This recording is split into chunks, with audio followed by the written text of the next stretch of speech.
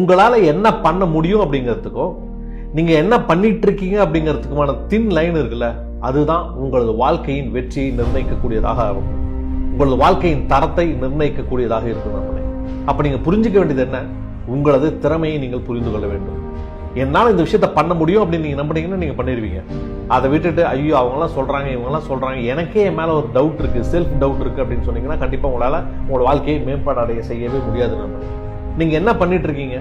ஆமா, இன்னைக்கு ஏதோ ஒரு விஷயம் நடந்துட்டு இருக்கு, நான் பண்ணிட்டு இருக்கேன், இந்த மாதிரி வாழ்க்கையை வாழ்ந்துகிட்டு இருக்கிறேன், அது உங்க திருப்தியா இருக்கா? இல்ல திருப்தியா இல்ல.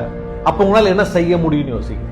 கொஞ்சம் முயற்சி பண்ண அந்த விஷயத்தை நான் செய்ய முடியும் போல இருக்கே அப்படின்னு நீங்க யோசிச்சீங்க அப்படின்னா அதை பிடிச்சி கொஞ்சமா நீங்க மேல ட்ரை பண்ணுங்க. உங்களால் அபரிதமான விஷயங்களை செய்ய முடியும் அப்படின்னு நீங்க நம்பினீங்க அப்படின்னா அதற்கான பாதை உங்களுக்கு தானாக அமையும். அதற்கான முயற்சிகள் நீங்க எடுக்க ஆரம்பிச்சீங்க அப்படின்னா வெற்றி உங்கள் கைகளில் வரும். அப்படி வெற்றி நீங்கள் அடைய மனப்போம் வாழ்த்துக்கள். நான் உங்களை அஜய்குமார் பெரியசாமி. இந்த சேனலை ஃபாலோ பண்ணிக்கோங்க. வாழ்த்துக்கள்.